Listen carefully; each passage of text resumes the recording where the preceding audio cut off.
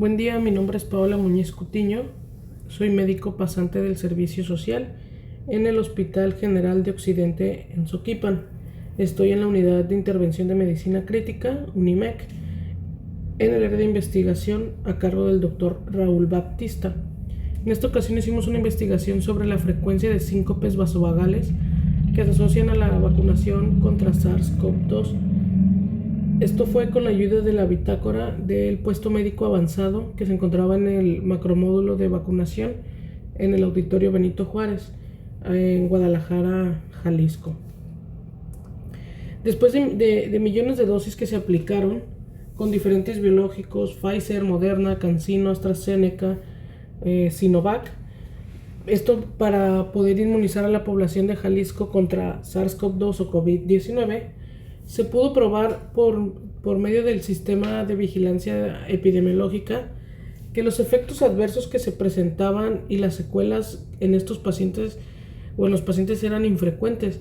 Realmente no tenían asociación entre las vacunas, o era extremadamente raro encontrarlo, y los eventos relacionados a la inmunización. Generalmente nos dimos cuenta que es debido a patologías conocidas o desconocidas de los pacientes mismos, que a la hora de la investigación del efecto que habían presentado, pues desafortunadamente llegaban a enterarse de alguna patología que ellos presentaban.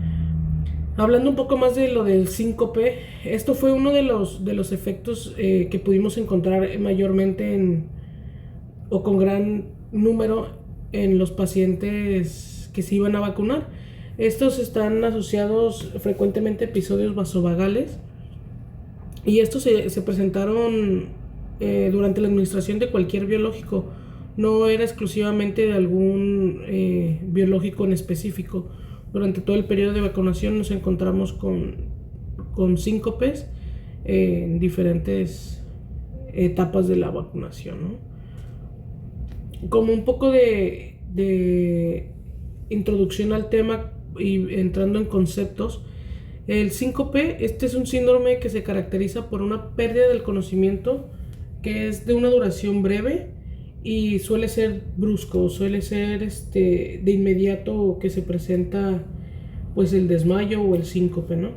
Entonces pues lo podemos definir como un síndrome de breve duración y con un comienzo brusco. Y esto es un periodo, se debe por un periodo transitorio y autolimitado de hipoperfusión cerebral global. Esto muchas veces es por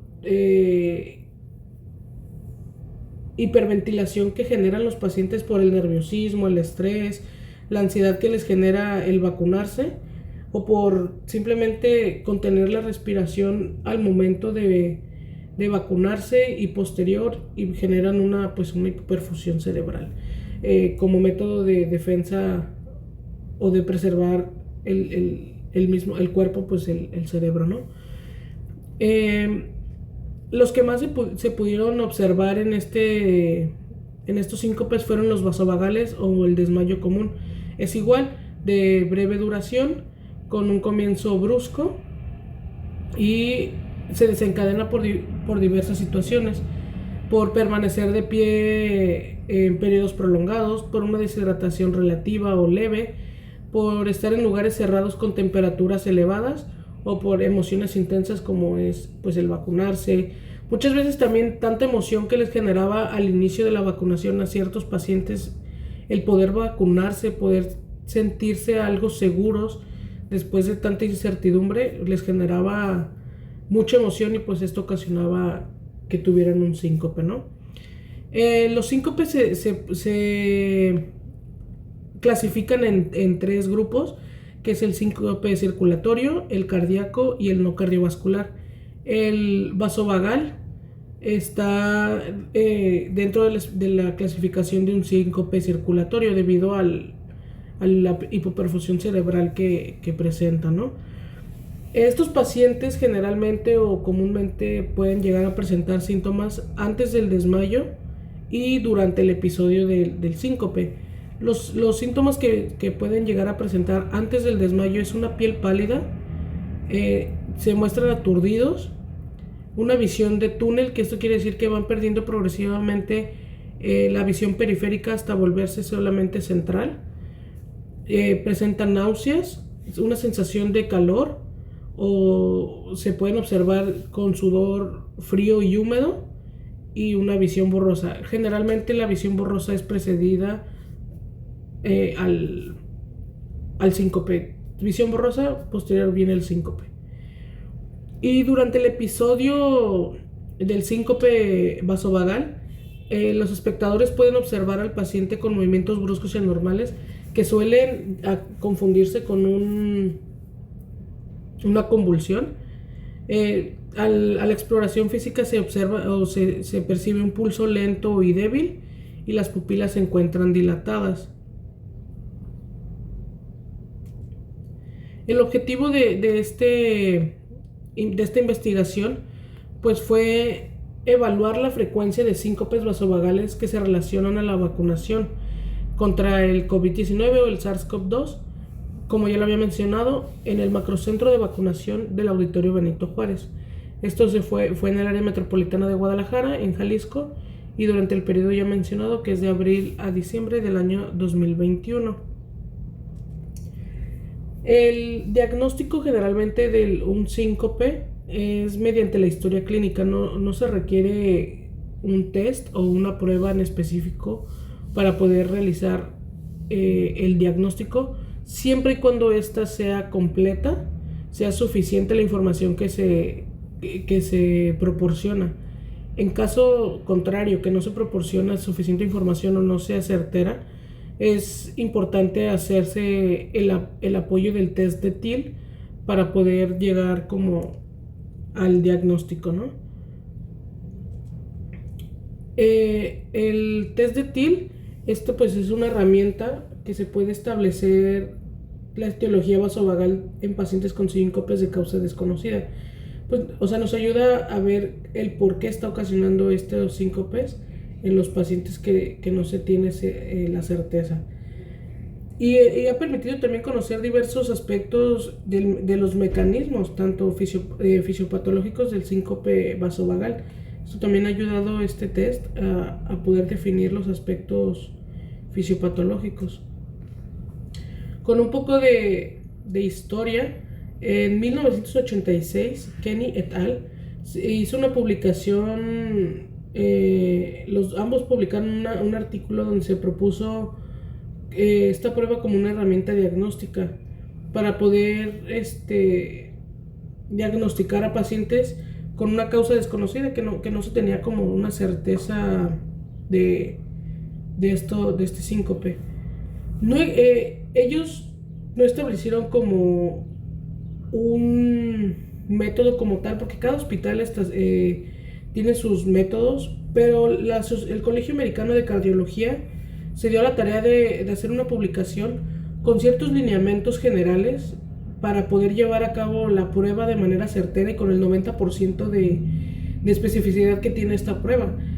Para esto publicaron como ciertos parámetros, y el primero de ellos es que tenía que estar el paciente en un ambiente tranquilo, con una luz baja y una temperatura que fuera confortable para él.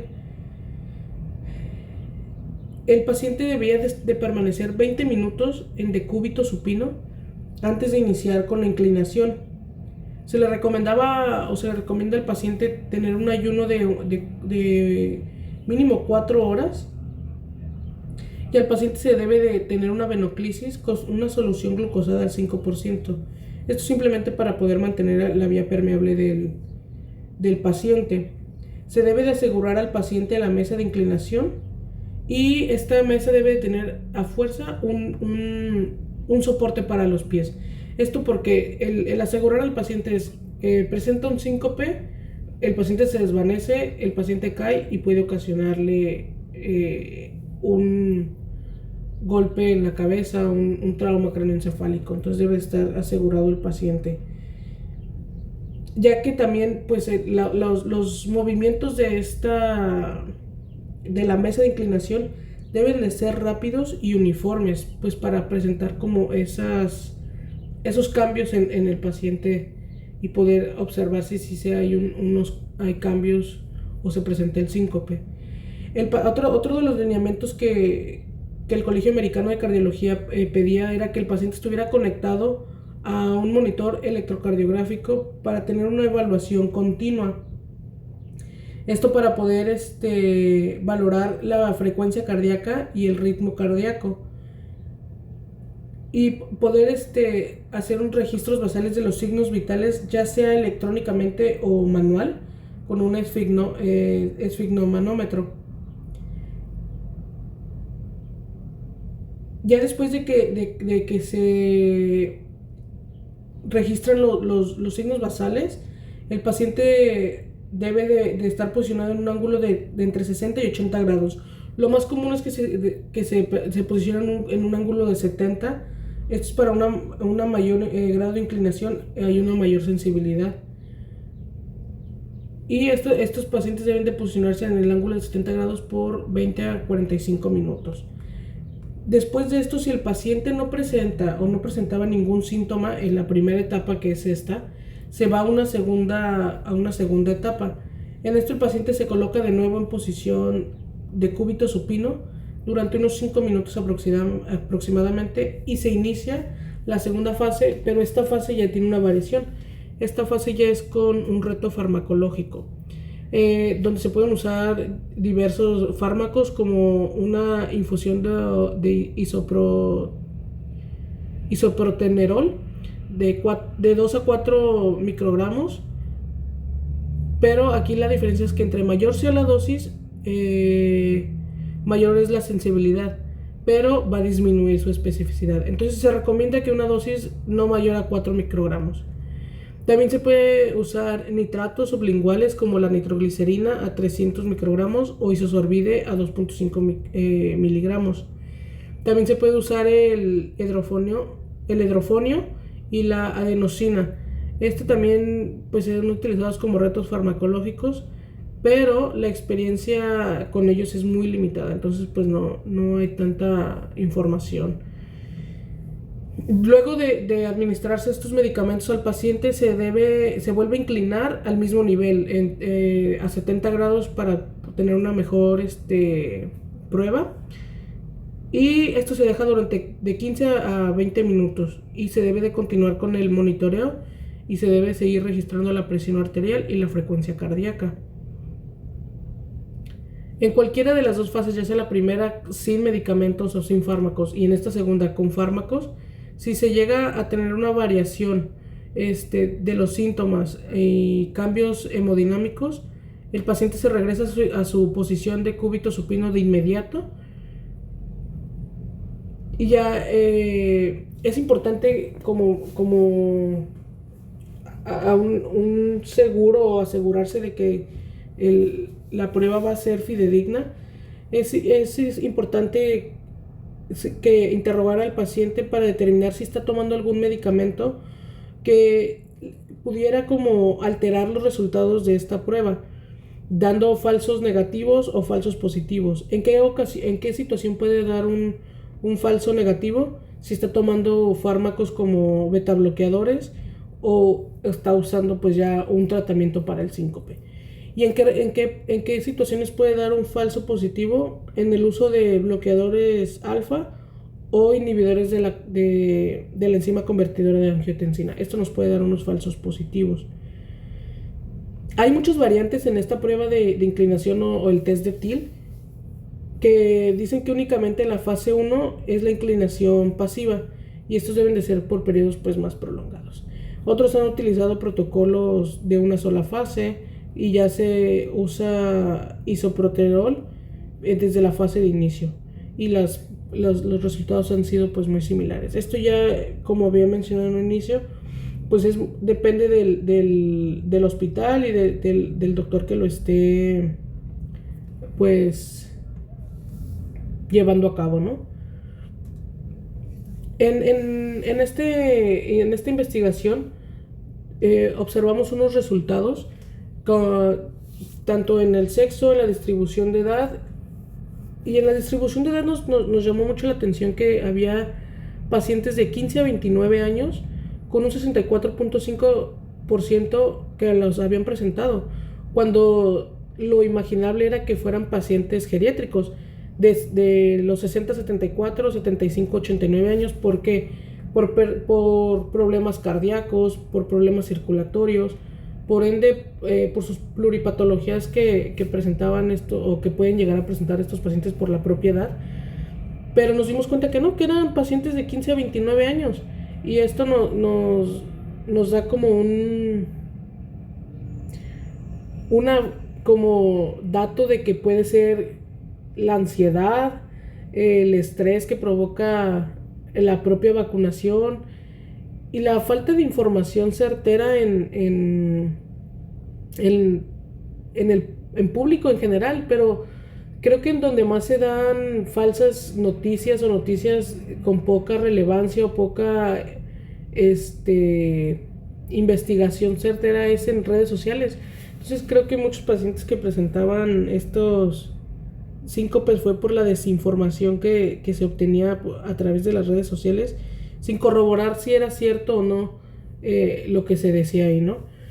En pacientes de 30 a 44 años se presentó el 15.18% de los síncopes vasovagales, de los 45 a los 59 el 12.65%, y de los 60 a los 74 el 2.53%, y de 75 a 89 sorprendentemente 1.26%.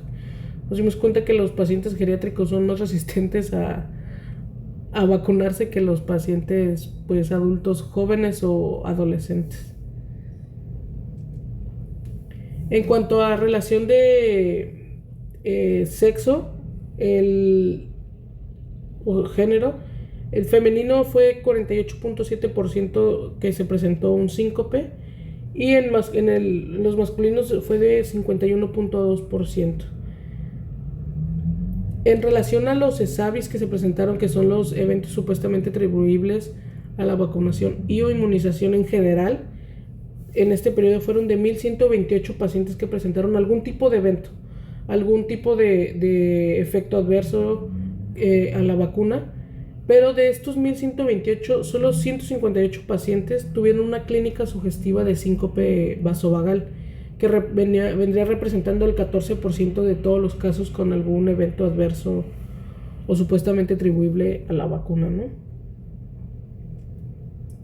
La conclusión de esta investigación fue que se pudo identificar síncopes vasovagales autolimitados y de resolución espontánea, o sea que no requirieron los pacientes acudir a algún puesto médico hospitalario o tuvieron que ser observados por más de 24 horas, sino en el puesto avanzado del Auditorio Benito Juárez se dejó en observación, se le dio hidratación y tuvo una resolución rápida, espontánea y sin ninguna secuela, y pudo derivarse o darse de alta a su hogar.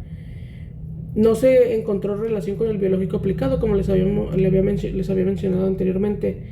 No tenía, no tuvo una, pues sí, relación lo que contiene la vacuna con el síncope que se dio, sino más bien era las propias patologías o emociones o estrés o ansiedad del paciente, más que lo que contiene la vacuna. Se observó en diversos biológicos, Astra, Pfizer, Moderna, CanSino, Sinovac. Es por esto que también nosotros como médicos que se atendieron a los pacientes con efectos adversos, se les pide a los demás que se deje a los pacientes en una observación de 15 minutos posterior a la vacuna, para poder ver si es de resolución espontánea el síncope o realmente posterior va a presentar una convulsión o va a presentar otra reacción supuestamente atribuible, ¿no? Entonces creo que es lo que nosotros recomendaríamos para futuras vacunas o futuros refuerzos, que se deje un periodo de observación de 15 minutos mínimo para dejar seguro al paciente y tranquilo, y que se vaya a su hogar sin ninguna otra pues como duda o temor, ¿no?, de que le vaya a pasar otra vez en su domicilio y sin saber qué hacer. Pues bueno, pues esto sería todo por mi presentación. Quedo a sus órdenes y que tengan bonito día.